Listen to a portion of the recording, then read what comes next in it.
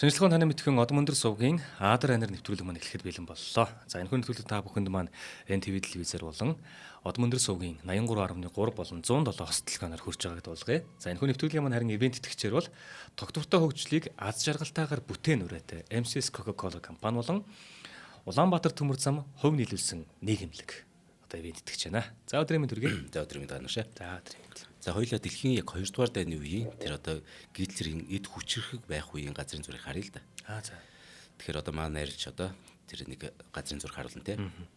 Энчээс нэг их сонирм харагдтыг. Дэлхийн 2 дугаар дайны үед Европ бүхэлдээ галд автсан ч гэсэн цөөн хэд улс дайны шуурганд үрсэлгүй үлдэж чадсан ба. Газрын зургийг харахад өөрийн ирэхгүй нэг асуулт төрнө. Яагаад Европын яг нэг төвд орших эдгээр улсууд руу Гитлер огтхонч дайрахыг оролдоогүй юм бол гэдэг. Ингээ одоо энэ зураг дээр харахаар Гитлер бол эргэн тойрны бүгдийг нийцэлсэн ба шүү дээ. Австри, Чехословак, Польш, Франц, Бельги, Нидерланд, Дани гэд Германы бүх хөршөө нацистууд эзэлсэн. Харин зарим улс албан ёсоор төвийг сагсан хэвээр үлдэж чадсан ба. Тэгэхээр эдгээр улсуудыг нэрлэх юм бол Андорра, Лихтенштейн, Сан Марино, Ватикан гэд жижигхэн улсууд юм аа. Гэхдээ бас Турк, Ирланд, Португал, Испани, Швед гэд ийм улсууд ингээд үлдчихэж та. Мөн эдгээрээс гадна яг нэг сонь улс энд яг хачин сонь харагдана. Эргэн тойрон нацистууд, фашистууд эзэлсэн байхад энд ганцхан Швейцар улс. Тэр нөгөө эзэлсэн бүс нутгийнхан бүр голд нь байгаа шүү дээ. Швейцар чинь тий. Тэгэхэд тийм том газар нутгийг тэр хүчтэй улсуудыг эзэлсэн мөртлөө яг Швейцар яг эзлэхдэггүй юм бол энэ асуултын хариултыг өнөөдөр ярих юм. Маш сонирхолтой тий. За тэгэхээр Гитлер Швейцарыг үл тоомсорлож тоохгүй өнгөрөөсөн гэвэл өрөөсгөл ойлголт болно. Гэтэл Швейцар улсыг дайны өмнө Гитлер өөрөө их сайшаа магтажсэн ба. Инста гоё ус шүү. Энэ Швейцар бол мондөг гэдэг дайны өмнө шүү дээ. Гэхдээ дайн эхэлчихэж шээ. Тэгвэл Швейцар улсыг их муу муухай үгээр их цаач үг чулууцсан ба Швейцарыг. Одоо чинь 41 оны 6 сард Гитлер Италийн нөгөө фашист удирдагч Бенито Муссолини байгаа шүү дээ. Түүнийг хүргэн гадаад хэргийн сайд Галиаццо Чианотой уулзахдаа Гитлер ингэсэн ба. Швейцарын талаар нэг хэд үг гэлж. 41 онд энэ Швейцар те энэ Швейцар бол хамгийн чигшүүртэй өрөвдөлтөй ард түмэн байгаа шүү дээ. Улс төрийн систем нь ч утгагүй. Энэ ер нь Швейцарууд бол манай шинэ Германы хувьд ер нь үхлийн дайсан зэрэг хэлж ирсэн. Тэгэхээр ямар ч үснийг үзий ядах сэтгэлгээ байгаад байна те. Тэгвэл яагаад ярихгүй вэ? Тэгтэл жилийн дараа 1942 оны 8 сард Гитлер Швейцарын тухай бас ингэж хэлжээ. Швейцар бол Европын нүүрэн дээр гарсан батга гэж. Энэ бүр оршин тогтнох ирэхгүй ус гэж хэлжээ.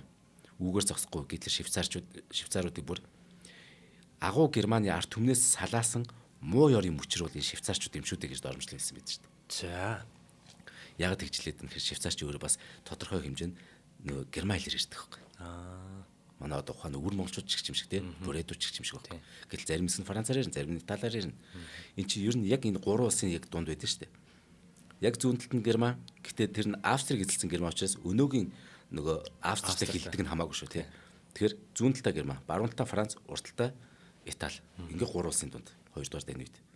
Тэгэхээр нөгөө нь эзэлсэн цаатал Итали байгаа гэдэг. Итали нугасаа фашист хамтрагч тийм ээ.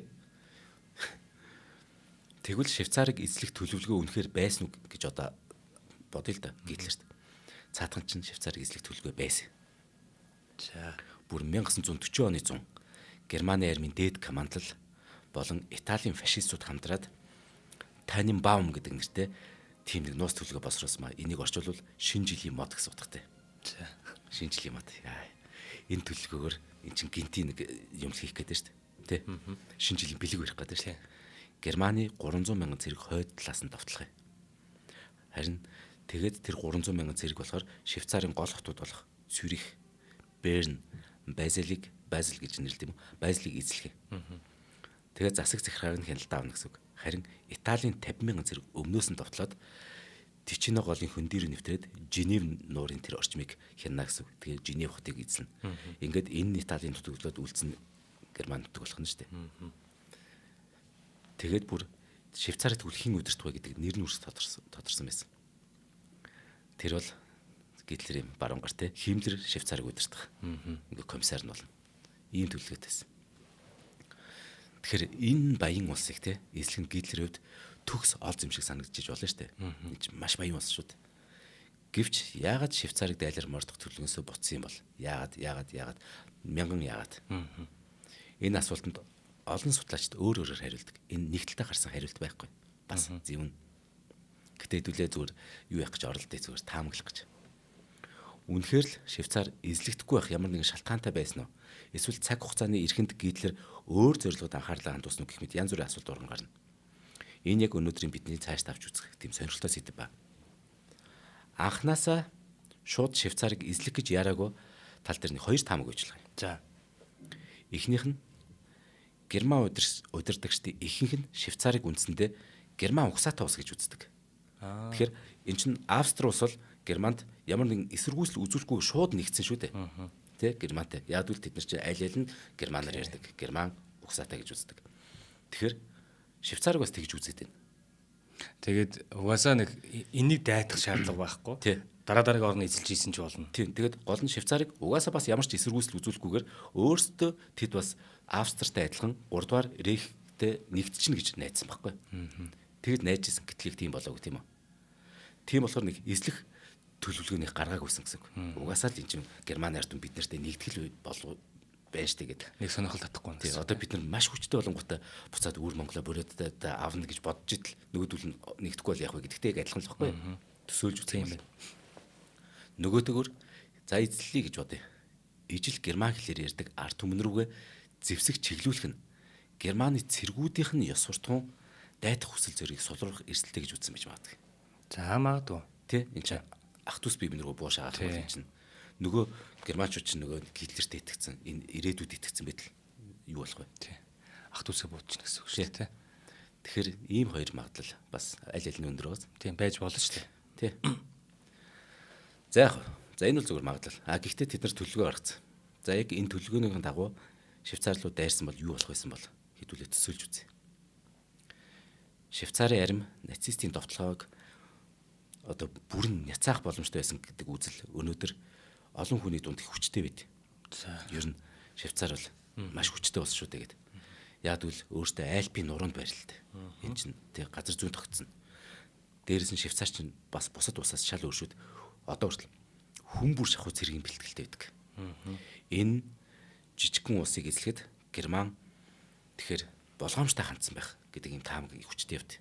Яг л энэ маш их зардал айгүй бүтлгүүч болж болно. Тэгэх юм бол жинхэнэ тэнд хохирол их хохирол аав шүү дээ. Тийм ээ. Хүн болгоно нөгөө дайчин гэрч. Ямар тааш тухайн үеийн яг Швейцарын армийн яг командлагчаар нь генерал Анри Гизан гэдэг нөхөр томилогдсон ажиллаж байсан ба. Энэ болохоор энэ нөхөр ясан гэр генерал эх орноо яг болцшгүй довтлохоос хамгаалахын тулд стратеги маш нарийн төлөвлөгөө боловсруулсан үнэ. Тэгээ бүр маш өргөн хүрээтэй бэлтгэл ажил эхлүүлсэн. Яг л яг хөршин угаасаа л эн чин занл хийлээд эхэлж юм чинь энэ генерал бүх юм хийсэн ба. Тэгэхэд батлан хамгаалахын төсвийг маш огцом нэмэгдүүлээд маш нарийн төлөвлөгөө гаргасан. Тэгэхээр энэ Анри Гизан гэдэг энэ генерал бол дэлхийн 2 дугаар дайны үед Швейцарын зэвсэг түвшний ерөнхий командлагч нь байсан. Швейцарын цэргийн ер нь бүх цаг үеийнхэн түүхэндх яг ийм ерөнхий командлагч гэдэг цол үрцэн 4 дахь хүн бөгөөд одоогийн байдлаар хамгийн сүүлчийн хүн нэ. Тэгэхээр яг энэ бол хамгийн сүүлчийн яг ерөнхий командлагч. За тэгсэн 1940 онд Францчууд чинь нацистуудад эзлэгчиж байгаа шүү дээ. Нэг хүчрэхэг гэж бодсон Франц чинь хэвээр маш хурцтай ялагдсан шүү дээ. Тэгэхээр Швейцар бүх талаараа яг бүслэгдсэн гэсэн үг. Тэгсэн чинь энэ Анри Гизан генерал тэгэхээр цэргийн албан татагдах дээд насыг 60 болгочихгүй. 60 болгоод нэмэгдүүлсэн. За тэгэхээр бараг л 90 хүн болгоо. 90 хүн бүрлүүд тийм. Явж чадах 90 хүн болгоо ер нь тэгээ буу барина гэсэн үг. Тэгэхээр чинь Герман давтал бол юу гэсэн үг вэ гэхээр 800 мянган хүний бүрдгүнтэй армийг бүрдүүлэх боломжтой болчих. 800 мянга. Тийм. Хичнээн Герман 4-5 сая одоо хүнтэй армитай байсан ч хамаагүй 800 мянга чинь өөртөө их орноо хамгаалж учраас үнэхээр гайвал. Том хохирол амсуулна. Тэгэд зөвхөн энэ чинь ирчүүдийг ч гэлтгөө. Зэвсэг барьж чадах бүхэн үндэсний бэхлэлт гэдэг тийм Альпийн нуруунд байрлах байгалийн бэхлэлт рүү өөртөө ухраад удаан хугацаанд эсэргүүцэл үзүүлж чадах тэр төлөвлөгөө босруулсан. Гэтэл зарим төлөвлөгөө чинь тагнуулчдаар дамжаад тэнд очиж л байгаа шүү дээ. Тэ? Тэгэхээр энэ генералийн тооцоолсноор германчууд нам дор газар болон хотуудыг эзэлж болно. Гарцаагүй эзэлнэ. Гэхдээ айлп хэмэх энэ тэ байгалийн цайзыг хизээч эзэлж чадахгүй гэж генерал тооцоолсон байна. Тэгэд 1945 онд ямар ч хэлсэн 2 дугаар дайнд Герман ялагдахад генерал яг тэр жилд нь ингэж хэлсэн байдаг шүү дээ. Швейцар миний их орон бол тэ уулсын дунд орших жижигхэн улс боловч манай зөрөгт айрмал энэ нацистуудыг довтлохоос айлгаж энэ манай их орныг эзлэхээс бид хамгаалж чадсан юм а гэж өөрийнх том ингээд уугаар мэдгдсэн байт. Дайтайгүйгээр хамгаалцсан ба шүү дээ, Тий. Айлгсан гэдэг. Амар шүү дээ, тий. Гэхдээ энэ яг бодит байдалтай хэр нийцж байсан бэ гэдэг асуулт бас эргэлзээтэй. Ер нь үнэхээр эргэлзээтэй. Одоо генералын харуулт тэгсэн юм шиг болдог шүү дээ. Гэхдээ ахаад цааш нь ухаалах юм бол нэг генерал ч нэг хамаагүй дээ гэж бодогдохоор юм гарч ирнэ. За. Нацистууд Польш, Францыг эзэлж, Голланд, Бельгид десантын ажиллагаа амжилттай явсны дараа Швейцар шиг 8 сая хүнтэй жижиг улс энэ Вермахтын хүчирхэг айрам тийм үү. Одоо Люфтваффеийн нагаараас эрх зохилтын эсрэг хэр удаан тисч чадах байсан бол доо гэдэг энэ асуулт нээлттэй хэвээрээ үлдчихэж байгаа байхгүй. Швейцарын энгийн иргэд их орноо хамгаалан дайтахад бэлэн байсан ч гэсэн энэ Швейцар улсын эрх баригчид нь нөхцөл байдал зохицон амьдрахыг илүү үтсэн ч гэж магадгүй. Яасан гэхээр тэд ард иргэдээ нуувчнаас гаргаад үйлдвэрүүдэд ажиллуулж германчуудын дайнд хувь нэмрээ оруулж эхэлсэн. Яг үнэндээ. Тийм үү? Тий. Тамаг биш яг үннээсээ юм уу? Яг одоо энэ жиг гэж. Аа. Дайны жилүүдэд Герман, Швейцарын санхүүгийн хамтын ажиллагаа хид хідэн чиглэлээр өрнсөн байд. Аа. Энд хожим нийлээд бүү юм болт. Тийм учраас тойрогдсон шүү дээ. Швейцарын компаниуд Гитлерийн дайн зориулан зэвсэг үйлдвэрлэл нийлүүлж эхэлсэн. Тодорхойлбол Швейцар улс холбоотой орнуудад бас зэвсэг нийлүүлдэг байсан. Төвийг сагсан юм шиг мөртлөө холбоотнууд ч нийлүүлнэ, энэ тэ тэнхлийн орнуудад ч нийлүүлнэ. Оо зөө. Тэ. Гэхдээ яг Швейцарын энэ компаниуд бол яасан гэхээр холбоотой орнууд нийлүүлж байснаас 10 дахин их хэмжээтэй зэвсгийг Герман Итали руу экспортлсон байт юм байл. Яа.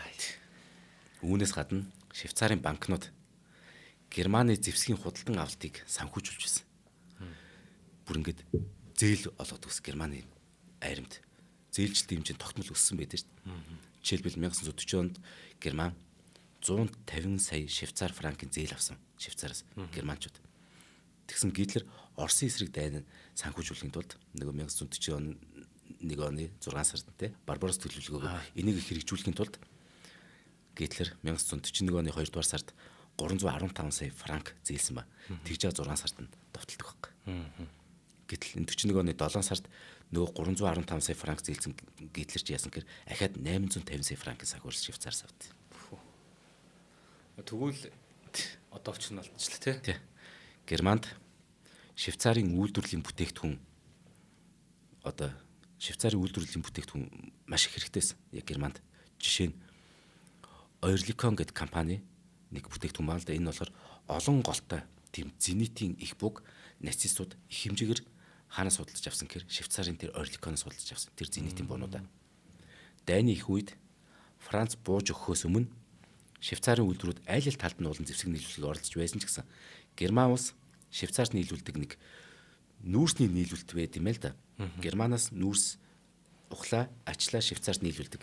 Тэгэхээр Гитлер юу яа? Бид нар нүүрсний нийлүүлэлтэд хаан шүү гэд Швейцарын удирдлагад хэлчихгүй юу? Ингээм бол бөөн үйлдвэр зогсон шүү дээ. Ингээс сүрдүүлсний улмаас холбоотнуудтай байгуулсан гэрээгээ Швейцар улс шууд цуцлсан баг. Тэгэд үүний үр дүнд яасан гэхээр Швейцарын батлан хамгаалах салбар зөвхөн энэ Рейхийн ашиг сонирхолд үйлчлэх болсон. Тэгэд британчууд бүр ингэж байгааг нь мэдчихэд энэ нөхцөл байдалд харамсаад Швейцар хэрэг дээрээ Германы зэвсгийн агуулгах шүү дээ гэж хэлсэн мэт. Яг хэрэг дээр бол та нар Швейцарт төвийг сагсан гэдэг. Германы зэвсгийн агуулгах шүү дээ. Төвийг сагсан гэдэг халахвчтай болохоор бид та нар бөмбөгч чадахгүй байл да гэж бүр британчууд тэгж хэлсэн гэдэг. Тийм ээ тий. Гэтэ Швейцарыг буруутгах арга огт байхгүй. Энэ чинь үхэл амьдрал юу гэж тий. Учир нь Швейцар бүх талаараа тэнхлэхийн гүрнүүдийн угаасаа эзэмшилд орч чадгаад яаж холбоотнуудтай ер нь юм нийлүүлж чадхав дээ. Энэ чинь яг тойроод дайснууд. Бүр ингээд тэнхлэхийн гүрнүүд байгаа шүү дээ. Ингээд тойроод ижилсэн. Яг яавал ягаа ичт ингээ хийж штэ тий. Тэгэхээр яах аргагүй тэдний эдийн засаг гүн гүнзгий тэнхлэхийн орнуудтай уйл татуулчих байгаа байхгүй. Дайнд орсон ч гэсэн тий бүр маш их хохирол амсан штэ. Тэргээд өөрөө. Тиймээс тус улс тийм үү Швейцар бүх талд эвийг олохыг хичээж байгаа царин л хөрхий энэ. Бас нэг бодож үзгэр те. Тэгэл шахалт ирж байгаа Тий. тий. Шахалт хаагдана. 1941 онд Швейцарын нэг парламентын нэг гишүүн ингээд тэмдэглэл бичсэн өнөө үед нэг олцсон байт. Тэр тэмдэглэлд ийм хэсэг байт. Бид энэ парламентын гишүүн шүү дээ. Бид зэвсгийг зөвхөн Герман руу л нийлүүлж байна да. Бид нэхэмлийн бүтээгдэхүүнийг зөвхөн Герман руу л нийлүүлж байна да. Бид Швейцарын модыг зөвхөн Герман руу л нийлүүлж байна да гэд. Ийм хүмүүс байдаг. Бид Германд 850 сая Швейцарын франкын, Италид 150 сая франкын зээл олгочихлоо. Бид хойдоос өмнөд рүү чиглэсэн замаа Германы мэдэлд өгчлөө. Швейцар Германы санхүүгийн харилцаа зөвхөн Германы ашиг сонирхолд нийцэж байна да гэж тэмдэглэв. Нэг харамсангүй бичсэн тэр тэмдэглэл олцсон байт шүү дээ. Тийм ээ. Тэгэхээр угаасаа хүчтэй нь Герман л юм чинь тий. Тийм хүчтэй нөхчүүд дээрлэж байгаа л. За хамтран ажиллагчид танилцуулъя. За нэвтрүүлгийн маань хамтран ажиллагчаар тогтвортой хөгжлийг аз жаргалтайгаар бүтээн гэсэн үгтэй MCS Coca-Cola компани ажиллаж байна. За MCS Coca-Cola компани 3 дугаар сарын 31-ээс 4 дугаар сарын 4 буюу нэг юм 4-5 хоногийн хугацаанд ажлын 5 өдөр юм байна угаасаа. Тэгэхээр одоо өнөөдөр чинь ингээд 4 дахь маргааш 5 дахь гэдэг яг энэ ажил нийтгээс 5 дахь өдөр хүртэл юм байна л да. Шангирэлэ төвийн нэг давхарт тогтвортой хөгжлийн тайлангаа танилцуулж байгаа. За тэгэхээр энэ юу юм гэхээр шүү дээ. MCS Coca-Cola компани ус, уур амьсгал, савлгаа гэсэн байгаль орчны 3 гол чиглэлийг баримталж үйл ажиллагаагаа сөрөг нөлөөг бууруулах болон байгаль дээлтэй, нийгмийн хариуцлагатай, ёс зүйтэй бизнес эрхлэхийг эрхэмлэдэг. Энэ бас маш том жанр шүү тий. Одоо ингээд ус ундаа үйлдвэрлэдэг байлаа гэхэд эннээс гарч байгаа одоо тэр хийн болон одоо биет хог хаягдл нь юу болж байгаа, байгаль орчинд ямар хөө ээлтэй, тэр нь цаашдаа яадаг энэ болгондоо санаа зовж идэг гэсэн. Тэгээд энэ санаа зовоо зүгээр өнгөрөөг. Эндээ бүгдний ажил болгоо хийж байгаа байхгүй. Тэгээд байгуулагдсан цагаас хойш одоо олон ажлууд хийж ирсэн нь болохоор 2023 оны тогтвортой хөгжлийн тайлангаа олон нийтэд цахимаар танилцуулж ирсэн. Урд нь ерөөсөй байгуулагч хийж явахдаа ерөөсөй ил гаргадаг. Тэгтээ ингээд хийгээл яваад идэг байж. Тэгээд өнгөрсөн 7 хоногоос буюу 2024 оны тайлангаа цахим хэлбэрээр байршуулж товч болон дэлгэнгүй хөлбөр гаргасан байгаа. За тайлангийн энэ онцлог хэсгээс нь дурдах юм бол усны хувьд те усны үр ашигтай хэрэглээг дээшлүүлэх. Хаягдл ус цэвэрлүүлэх байгууламж 2010 онд барьж манай усаар зам талбайн цэвэрлэгээ болон ногоон байгууламжийн услага хийж Гоё. Хотод ингээд гоё хувь нэмэр оруулж. тий. Ногоон багт хувь нэмрээ, цэвэрхэн багт хувь нэмрээ оруулж. Ингэж бодож бизнес эрхлүүл бас гоё юм байлээ Тий. тий. Эн чинь эргүүлээд одоо нөгөө улс орноос одоо юм аваа хэрэгжилж байгаа эргүүлээ өгч байгаа Тий. хариу нь гэсэн үг шүү дээ. Биднээс нэг дааш маах жижигхэн цомхон стартап болохоор нэг хаягдл гарахгүй л. Тэр хаягдл маань хотыг ингээд гоё ногоон болгоход одоо ашиглагдвал гоё гоц. Тий. Тэр хогоо боловсруулах үйлдвэрийг бариад бүр ингэ бэлэн болгоод өгч байна гэсэн үг байхгүй. За тэгээд амгалан дулааны цахилгаан станцад усаа нийлүүлэх ажил энэ жилийн чухал ажил нь болсон. Одоо бүр дулааны цахилгаан станц руу бид нар нөгөө гарч байгаа усаа нийлүүлэх гээд ингэ зорж байгаа гэж байна. За савлгаа нь болохоор шүү дээ. Одоо нөгөө хуванцар үйлдвэрлэж байгаа шүү дээ. Болон шилэн савлгаанд энэ ус ундаагаа савлд юм байна л да. Тэгэхээр лаз бол импортынх юм байна. Тэгэхээр шилэн болон хуванцрыг дотооддоо ингэчээд лазыг бол импортоор оруулж идэг гэсэн үг. Хуванцар савлгааг иргэн цуглуулах ажил 2022 оноос эхэлсэн. Энэ жилээс дахин боловсруулсан савлгаатай болно гэдэг мэдээлэл ирсэн. Шилэн савлгаагаа анханасаа дахин эргэлдэх байсан. Шилэн савлгаа нь бол анханасаа нөгөө яг жижигхэн 300 г ч үлээ тийм шилээд шүү дээ. Эргүүлж аваад идэг нь юм очтой юм байна. Тэгээд дахин эргэлт буюу тэр нь 97%. Маш сайн. Дахин эргэлтэн байсан шүү дээ. Тийм одоо тэгээд саяхнаас бид хүмүүдээс нэвтрүүлэг дээр хамтаа ажилласаа хэлж ийсэн те. Одоо ингээд хороогоор нь те яг эргүүлээд нөгөө хуванцыг цуглуулах ажлыг чи ингээд яг төр болон хувийн хөвшил эргэн гурвын хоорондын ажиллагаагаар ингээд хийгээл байгаа. Тэгэхээр одоо нөгөө хогоо ангилж хайна гэдэг чинь амар гоё болчихж байгаа. Тийм. Тэгээ хуванцраа авч яваад одоо ер нь бол хэдэн оноос илүү 2030 оноос илүү. Хэдэн оноос гэдлээ бүр 100% яг тэр хуванцын хаяглаар эргүүлээд нөгөөдгөөрөө усан танахаас ав эргүүлээд ингээд хийх ийм зорилттой ажиллаж байгаа. За уур амьсгалын хувьд энэ чинь бас нөгөө хүлэмжийн хийн ялгарл гэж байна л та. Тэнт гэсэн хувь нэмрээ оруулах хичээдэг. Түүхийн нүүрсний зуухаа тийм бууралтанд нь шүү тий.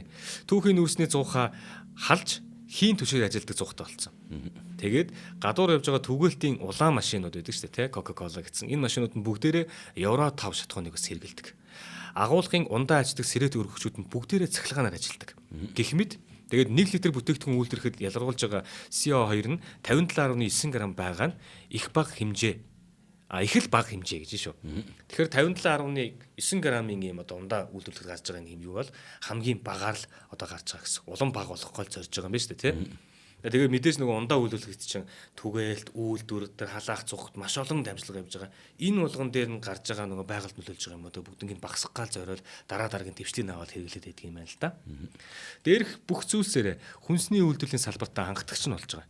Тэгэхээр MCS Coca-Cola компани хариуцлагатай үйлдвэрлэгч гэсэн тодорхойлолт тохирохоор байна. Тиймдээч нэгдсэн үндэсний байгууллагын тогтвортой хөгжлийн манлайлагч цолыг 2022 онд авсан мөлий. Тэгэхээр та бүхэн маань мянга сонсохоор нэг үзэгдэгчлэн те өөрсдийн биеэр очиж яг энэ MCS Coca-Cola компани те бүтээгдэхүүн үйлдвэрлэхдээ яаж ингэж ажилддаг юм бэ? Энэ болгоныгоо яаж ингэж эргүүлээд одоо байгальдаа ээлтэйгээр болгох гэж зорддог юм бэ гэдгийг Shangri-La Mall-ын нэг давхарт барилах 3R гэсэн тэр бүүт дээр явж чад танилцах боломжтой юм байна. Маш сонирхолтой те. За тэгээд бид өхөн бас нэвтрүүлгийнхаа тайлбар хэсэг дээр нэг линк байршуулж байна. Энэ линк бол одоо MCS Coca-Cola компани 2024 оны тайлан гэсэн үг. Тэд нар хийж бүтээхээ хажуугаар нийгмийн хариуцлагынхаа хүрээнд тэгээд энэ доктортой хөгжлийг аз жаргалтай бүтээнэ гэдэг энэ уриатайгаа одоо холшуулж юу хийж бүтээж байгаа вэ гэдгийг харах боломжтой юм байна. За MCS Coca-Cola компани хамт олондоо баярлалаа. За Гитлер яг Швейцарыг эзэлж чадаагүй. За үргэлжлүүлнэ. За үеийг систем. Эхнийх нь ус төрөгч, хоёр дахь нь азот, гурав дахь нь литий, дөрөв дахь нь берилий.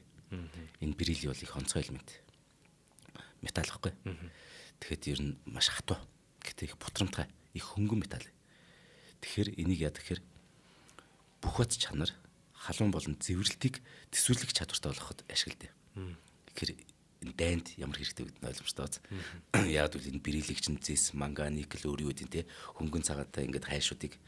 Тэгэхээр атомын энерги, нисгүүч, буужин, сансрын техник, янз бүрийн багаж хэрэгсэл, гагнуурын аппарат, радиоtelevизийн багаж хэрэгсэл гэдэг янз бүрийн юмд хэрэглэдэг баг. Тэгэхээр яг дайны нөхцөлд энэ бол супер элемент гэсэн үг юм байна. Тэгсэн яг Швейцарын төвөнд техник сонирхолтой баримт байт. Дайны их үед Герман Америкаас берилий авах боломжгүй нийлүүлэн тасарчиж байгаа байхгүй мэдээж. Тэгсэн чинь улмаар тэр берилигийн хэрэгцээг хангах зорилгоор төвийг сахисан Швейцарыг ашиглаад энэ металлыг тий нууцаар ингээд хууль нөгөө нэвтрүүлэх гэж оролцсон ба Германд. Тэгэхээр яадаг гэхээр Швейцар болохоор цагаар алдартай. Цагны пүш штэ. Энийг эдгээр берилгээр хийдэг байхгүй бас. Дэлхийн бүх цагны пүшэнд хэдүүлээ ингэж төсөөлөе. Дэлхийн бүх цаг ингэ байна гэж байна. Бүх пүш гэж байна. Тийм үү? Ингээд хийх нь штэ. Ингээд дэлхий дээр бүх цагны шүү. Тэгэхэнд тэр пүшний хэдэн зуун жилийн турш хангалттай нийлүүлэх хэмжээний берилийн тэр одоо хайшны захиалга Швейцарын цагны үйлдвэрүүд бүгд хүлээгд авчиж. За маш их хэмжээний. Тийм 100 жилийн. Тэгсэн тий. Үгүй. Ер нь бусад орнуудаас уу? Германаас. Германаас уу? Тийм Швейцар тийм захиалга хүлээгд авчихгүй. Тэгэхээр германчууд цаг хийх гэж байгаа юм болов? Хийх гэж байгаа бол им хэдэн зуун жилийн пүрсний тийм нөөц авч яах чаа. Тэ? Ингээд Америкчуудыг сэртгэлэгцэн. Энэ ч нөгөө тэр баримт нь нууцаар олцчих тагнуулын тусламжтайгаар. Тэгэхээр үндэ энэ металлыг цагны үйлдвэрлэлд хэрэглэх хэмжээс бүр хэтэрхий хэмжээгээр захиалсан яаж ч утсан нацистууд зэвсгийн үйлдвэрлэлд энэ металлыг зорж худалдан авах болсон тогтоогдчихж байгаа. Энд дайны өмнөхөн баг. Ингээд Америкийн нэгдсэн улс берилий экспортлыг хатуу хориглоод Германд очих замыг хаачиж. Берилийн энэ металлын хатуулыг зэвэрлтийг үнэхээр тэр төсвөрийг нэмэгдүүлдэг байхгүй. Тэгэхээр онгоцны нөгөө полиметоос тэр онгоцны полимет нь өндөр хурцтай галлах механизмд бүр зайлшгүй энэ металл заавал шаардлагатай. Энэ металл байхгүй бол боломжгүй гэсэн үг. Тэгэхээр ингээд эхнээсээ ингээд ер нь 8 минут явж исэн тодорхойлцод. 8 минут. Дайнаас өмнө ч гэсэн ер нь шал ондоо юм байна шүү. Аим шиг юм шүү дээ. Гэхдээ Швейцарт дайн татагдан орчхолгүйгээр нэг төвийг сахисан байдлаа хадгалж чадмаар штэ. Ингээд хадгалж чадсараа дэлхийн 2 дугаар дайныг дуусгаж чадсан. Энэ ус Германтай дайн эхлэхээс өмнө л тэгэхээр харилцаагаа их сайн бэхжүүлсэн байж магадгүй болчихдээ. Төвийг сахисан гэж бид нар түүхэнд дурсдаг ч гэсэн. Тийм. Хальт харахад алт мөнгөөр дүүрсэн энэ банкудтай энэ жижигхэн улс те эзлэн түрэмгийлэгчдэд болно төгс баймж санагч магадгүй штэ. Гэвч асуудлын гол нь тухайн үед олон улсын төлбөр тооцоо алтаар явдаг байсан. Харин валютаар хийгдэг байсан. Тэ. Тэгэхээр нацист германчуудад энэ өөртөө ингэж хаалттай эдийн засгт болчихж байгаа штэ. Нэгэн дайн зарлцсан. Тэгэхээр энэ хаалттай эдийн засгаа төвийг сахисан Швейцарыг ашиглаад гадаад ертөнцтэй холбох нэг чухал болчихж байгаа байхгүй. Тэ. Асуур амар эзэлж болохгүй болчиход байгаа. Тийм байна. Тэ. Тэгэхээр 1930 онд Базел хотод олон улсын төлбөр тооцооны банк байгуулагдсан ба 30 онд. Дайн бол 39 онд эхэлж байгаа. Тий. Тэгэхээр 30 онд тэгэхээр олон улсын төлбөр тооцооны банк гэж байгуулагдсан. Энэ банкны хөрөнгө оруулагч нь Герман улс, Бельги улс, Их Британи улс, Франц улс, Итали улс баггүй. Энэ улсуудын төв банкуд оролцсон. Энэ дундын нэг олон улсын банктай болоод бүр тэрч байтугай JP Morgan тэргүүтээ хэд хэдэн Америкийн хувийн банкуд ч гэсэн оролцсон. Тэгэхээр энэ банк бол олон улсын санхүү хөнгөлөлийг хөнгөвчлөх зорилготой байгуулагдсан тодорхой тийм үү. Тэгээд энэ зорилгооч биелүүлээ явж ирсэн. Жишээ нь 1939 онд ингэсэн байгаа юм л да. Герман Чехословакийг нөгөө өөртөө нэгтгэхээр зэгч байгаа шүү дээ. Ер нь тэгээд нэгтгэжтэй шүү дээ. Маш хурцтай хүчтэйгээр. Яг энэ зэхэж байхад нь Чех яасан гэхээр өөртөө алтны нөөцөө олон улсын төлбөр тооцооны банк гэдэг энэ нөгөө Швейцарт байгуулагдсан энэ банкаар дамжуулаад өөртөө алтны нөөцөө Англи руу шилжүүлчихгүй. За. Тэгсэн чинь банкны энэ нөгөө олон улсын төлбөр тооцооны банкны захирлууд нь Герман захирлууд байхгүй. Герман захирлууд энэ үйлдэлийг эсэргүүцсэн чинь олон улсын үгүй Германы нөгөө төв банкны захирлууд ч сайн дурчлаа. Ингээд нөгөө эсэргүүцсэн чинь нөгөө олон улсын төлбөр тооцооны банк тэр Герман захирлуудын тушаалыг шууд үг дүүгөө биелүүлээд алтыг Рейхс банкнд өгчөж байгаа. Оо за. Германы Улгаан сайн. За. тий. Тэр бүхлүүд нэг улсын нөөцийг зүгээр ингээд тий Англи руу явж байхад нь бас англичууд бас авч л байдаг тий. Бүр ингээд эн чинь холио мант юм болж байгаа шүү дээ.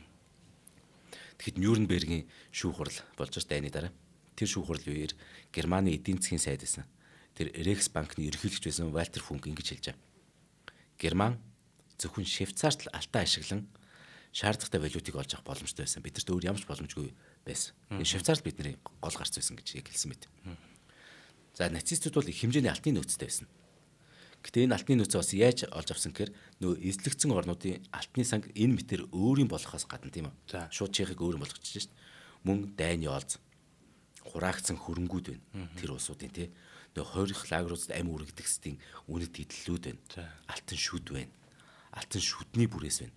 Энэ бүгдийг цуглуулгаас бүрдэж байсан. Энэ нацистууд маш их хэмжээний алтны нөөцөд болгоцсон. За энэ юу алтан шүд гараад ирвэ гэж хүүхд багчууд гайхаж магадгүй. Тэгэхээр хүүхд багчууд нэг амар юм ярьж байгаа.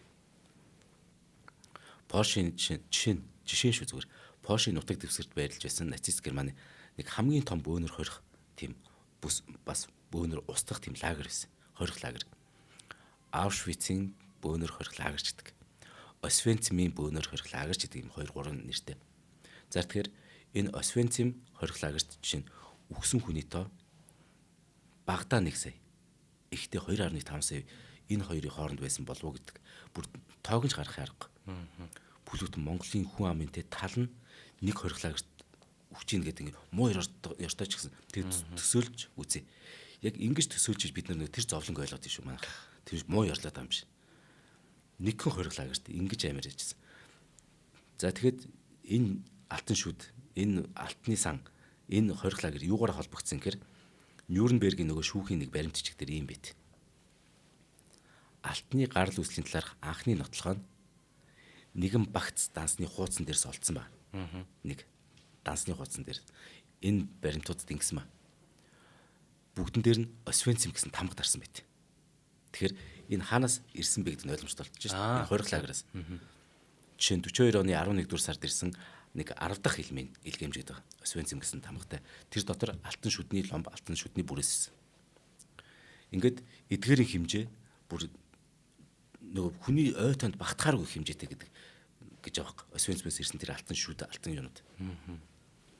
Тэгэхээр энд гэмгүй иргэдийн эд хөрөнгө, алт мөнгө нацистуудаар дамжин Швейцарын банкнд очиж Швейцар харин нацистууд хэрэгтэй валютыг нь гаргах өгчээсэн гэсэн үг. Тэгэхээр тэр алт Швейцар руу явсан байна. Тэр гэмгүй иргэдийн хөөрхий эд хөрөнгө, алтан шүд Швейцарт очиод Швейцар оронд нацистуудад валют өгсөн байна шүү дээ. Швейцар тэгвэл ерөн зүгээр анханасаа энэ тоглоомын дүрмийн нэг хэлэг байсан юм шүү дээ бараг л. Швейцар тий. Швейцарыг зөвхөн төвийг сахисан орны дүр тоглосон гэхээсээ илүүтэй бүр нацистуудын санхүүгийн гол түшиц газар болж байсныг энэ баримтууд харуулдаг. Тий. Энд чинь бүр дайнаас өмнө 10 жил гэж шүү дээ. Тэндээс эхэлсэн ба шүү дээ, тий. Амар юм байна. Би ч нөгөө альпин уруунд байдаг алалцдаг зөрөгтэй ард түмэн ингээд бүр итгэцэн байж байсан шүү дээ. Гэтэ ард түмэн бол зөрөгтэй байж магадгүй. Тийм. Гэтэ эн чинь баримтдаг ингээд гараад ирэхлээр тий. Хэцүү л дээ.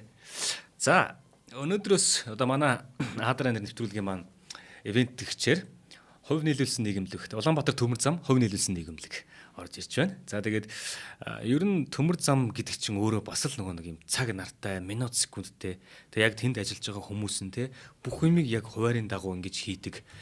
Алдаа матаггүй хийж иж энэ аюулгүй тээвэр, энэ олон улсын тээвэр, олон хүний бараа, амьдрал, ахуй бүхэл юмыг холбож яадаг маш том одоо бүрэлдэхүүн хэсэг юм хамт олон маань шүү дээ. Миний бүр их бахархдаг. Бахархмаар одоо хамт олон багхгүй юм чи. Тэгээ эн чинь бас үе үеийн одоо хэдэн зуун мянган ажилчид маань те яг л энэ одоо Монгол орны бүхэл энэ хөдөлгөөн энэ төр юмуудыг хариуцж арын маань тааж өгдөг мундаг хамт олон л доо. За тэгээд энэ хамт олон маань ажиллаа үнэхээр маш сайн хийдэг. Надад богоонтой холбоотой маш голон гойгоо тусламжууд байдаг. Тэгэл одоо мэдээж нөгөөх маань ингээд олон хотуудыг холбоод ингээд улс орнуудыг хоорондоо холбоод ингээд явахлаар чинь цаг минут секунд болон тий одоо хотууд олон хүмүүстэй их болоо төвлөрсөн бүс их болох тусам мэдээж тэр нэг байсаа баригдаал нэг хашаа хоруулан тулах тий тэгэл тэр голоос чинь гарах гарцнууд гэх юмчлэн маш олон юм асуудлууд гарч ирдэг тий тэр болгоныг нь хамгийн гол нь шийдэхээр зориод ажиллаад юм маш олон аянуудыг өрнүүлдэг. Тэгээ хийж чадах юм одоо шууд оруулахгүй гэдэг ингээ 20 хийчихд хэцүү байдаг тий. Мэдээж хүн нэвтрэх хэрэгтэй цаашаа явах хэрэгтэй байдаг учраас аль болох юм аянуудыг та бүхэндээ хөргөж ажилтдаг юм. Нэг нь гэх юм бол бид нар маш сайн мэднэ төр зогс бүү яар гэсэн юм аян байдаг шүү дээ тий. Эн чинь одоо нөлөөллийн аян гэж байгаа байхгүй. Тэгээ энэ маань болохоор төмөр замын гармын аюулгүй байдлыг хангах ажлын хүрээнд хийгдэж байгаа ажил юм шүү. Тэгэхээр энэ хиний ажил одоо аюулгүй байдлыг хангах гэдэг нь гэхээр эргэн таны аюулгүй байдлыг хангах гэдэг юм аа. Тэгээ төмөр зам бол одоо маш вагон бол те маш хурдтай инерцээр явж байгаа. Тэрэнд одоо урд нь тэглэх юу гэдгийг цөм мөрөөл гарна. Яагаад зогсоож барахгүй тэр том инерц явж байгаа учраас. Тэгэхээр таны аюулгүй байдлыг, таны эд хөрөнгийн чинь аюулгүй байдлыг, хүүхдийн чинь, гэр бүлийн чинь, эрүүл мэндийн те бүхэл юмыг хамгаалахаар л энэ аянууд яваад байгаа. Энийг хийгээд байдгийг. Энийг манайхан бас нэг юу гэдэг юм бол харьцангуй сайн хүлээгээд авцсан, ойлгоцсон байгаа. Гэхдээ энэ зүйлийг баян хэлж ярьж яахгүй болдгоо учраас одоо аль болох хүргээд ингэ зориод байгаа шүү. За бас ингэж байгаа юм байна. Улаанбаатар төмөр зам олон улсын төмөр замын холбоонд элсэн орсон 2013 оноос хойш эхлэн олон улсын гармын мэдлэг дэвшлүүлэх өдрийг тэмдэглэн өнгөрүүлсээр байгаа. Ингэхдээ төмөр замын гарам дээр гарч байгаа осол зөрчлийг бууруулах зорилгоор тээврийн хэрэгслийн жолооч явган зорчигчдод хандсан сурчлагын зохион байгуулалт ирсэн юм аа. За учир нь галт тэрэгний яаралтай тоормс хийсэн тохиолдол бүрийн цаана Улаанбаатар төмөр замд маш их хохирол учирдаг. Одоо бас тэрийг бодох хэрэгтэй юм. Тийм ээ. Торомц хийх болгонд маш их хохирол урсдаг. Тэгэл цаг нар нь алдагддаг. Тэгэл түлшинээ дээрээ бүх юмуд явдаг. Яадаг ч ядаж үгүй тийм. Төсөөлхийн аргагүй тэр том юм чи ахиж хөдөлгөнөгдөж үү. Тийм байх шүү. Тэгээ Улаанбаатар төмөр замын хэмжээнд яаралтай торомц хийсэн судалгааг сүүлийн 3 жилээр нь харах юм болов шүү дээ. 2022 онд 238 удаа торомц. Тийм болоо дээ. Ганц онд шүү дээ. Нэг гин жилд. Бараг өдөр болгочих юу. Тийм 2023 онд болохоор бүр 266 бүр өсөд байгаа. Тэгээ 2024 онд болохоор харин энэ нөлөөлийн аян маяг нэлээд сайжирсан юм шиг. Гэтэ тэнд болохоор 195. Ингээд нийтдээ ингээд 3 жилийн 22 23 24 гэсэн 3 жилийн юу харах юм бол 699 яалтад хоромс хийсэн. Ингээд 167 цаг галт тэрэгний хөдөлгөөн зогссон байна. Амар. Тийм энэ одоо нөгөө байнгын үргэлжлэх ийм юмас бол тийм болж ингэж амар хохирол учирт юм байна шүү дээ. Юундаа яарад гэдэг юм л тий. Тэгээ эн чинь бас нөгөө мал амьтан орох тохиолдол байна те. Эсвэл нөгөө байгалийн гамшигт үзэгдэл болно. За тэгэл нөгөө болоог багт яараа тэр гац руу явган хүн ч байм машинтай тэрэгтэй те орчих тохиолдлууд бас болж байгаа байхгүй. Галт тэрэгний хөдөлгөөний тасалтгүй найдвартай байдал алдагдана гэдэг нь. За төлс зарцуултаас гадна заяа. Галт тэрэгний цагийн хуваар алдагдаж араасаа хөдлөх байсан олон галт тэрэгний хөдөлгөөн саатдаг. Энэ нь шүү дээ. Улаанбаатар төмөр зам хувь нийлүүлсэн нийгэмлэг нь олон улсын төмөр замын хамтын ажиллагааны байгууллагын гишүүн учраас өөрийн дид бүтц дээгүүр дамжин өнгөрүүлэх олон улсын галт тэрэгний цагийн хуваарийг ягштал баримтлах ёстой байна. Дээрээс нь тогтсон цагт багтаан дараагийн төмөр замд хүлээлгэн үүрэг хүдээдэг юм. Энд чинь ганцхан монголчууд яваад байхгүй шүү дээ. Олон улсын тээврүүд явж байгаа. Маш олон бараа тээвэр явж байгаа.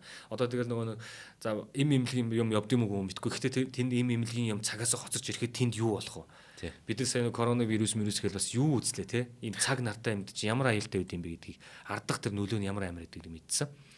За тэгээд ийм олон ажлуудыг явуулж идэг Улаанбаатар төмөр замын хамт олон маань бид бүхэнтэй хамтран ажиллаж бас та бүхнийгээ энэ төмөр замын гармын аюулгүй байдлыг те дахиад нэг сайн анхаараач бити яараач амжидгүй маа хүн амжина гэж орчоод амжаагүйгээсээ болоод тэр гэр бүлээсээ хагцж байгаа үр хүүхдээ одоо орхиж байгаа маш том аюул ард нь байдгийн шүү. Тэгээ энэ болгоныг маань ойлгож хамтарч ажиллая гэж та бүхнээсээ хүсэж байгаа шүү.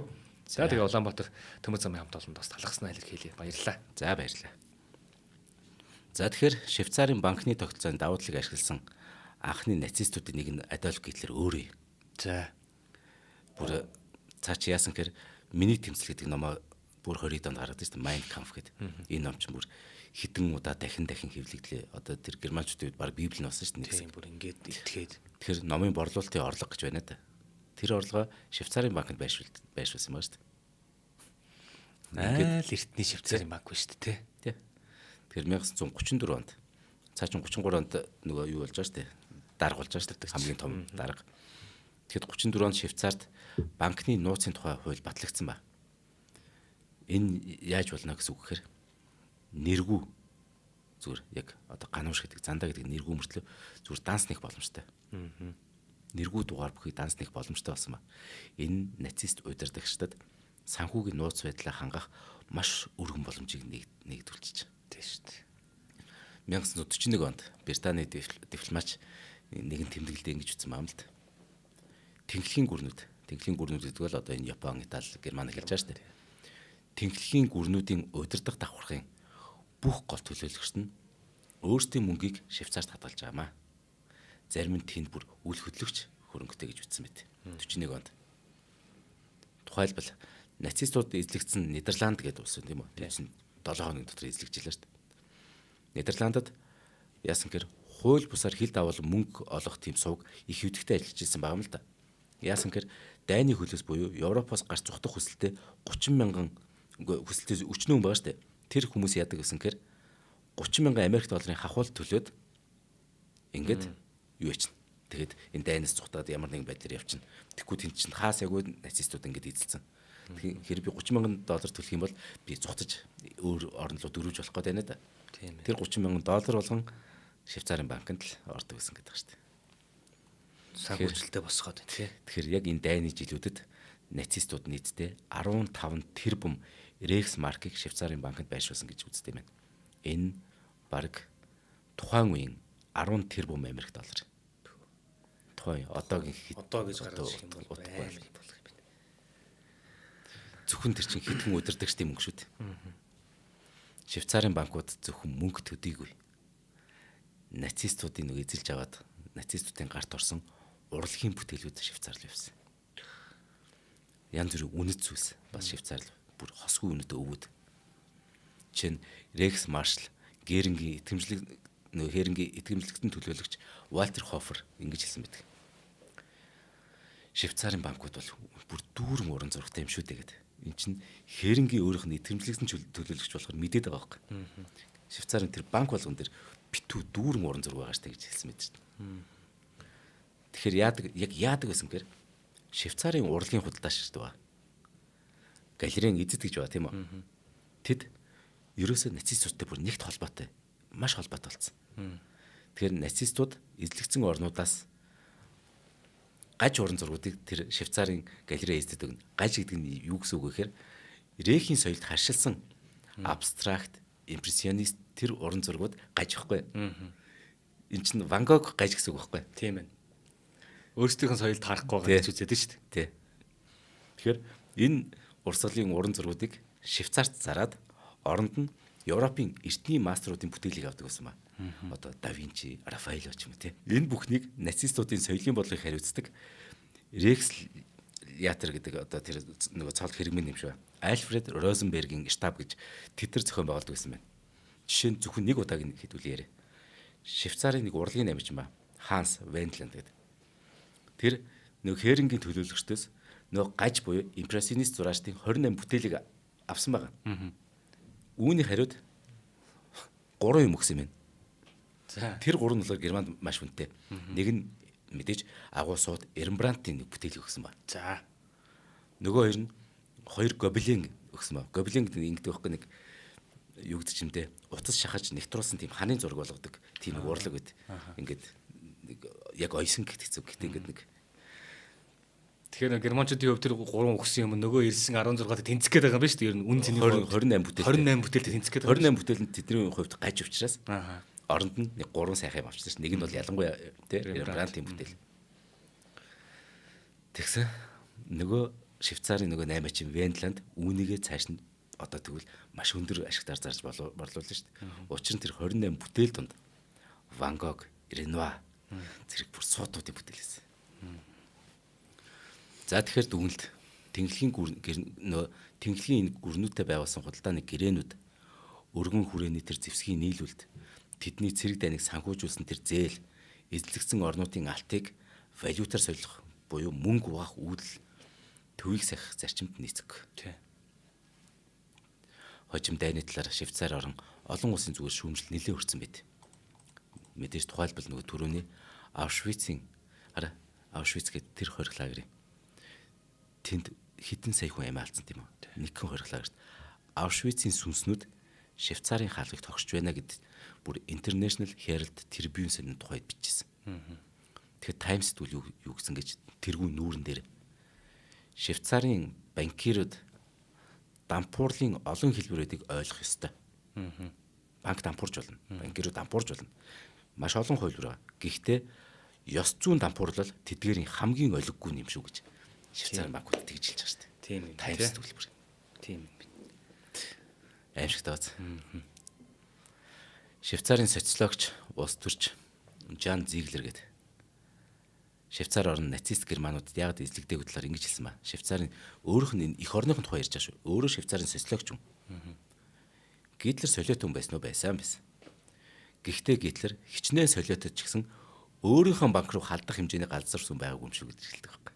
За тийм л юм байна л тий. Манай Швейцар улсын төвийг сахисан байр суурь үнэндээ бид тухайн үед өрөвдөлтөй хоёр нүрт байдлын тод жишээл болж үлдсэн юм шүү дээ гэж өөрийнх нь эх орныг ингэж хэлсэн байдаг шүү дээ. Тэгээ одоо яаж чадахгүй л гэсэн үг шүү дээ. Хэцүү бац. Яг энгийн гэхэр бас хэцүү. Тэгэлээс дээ.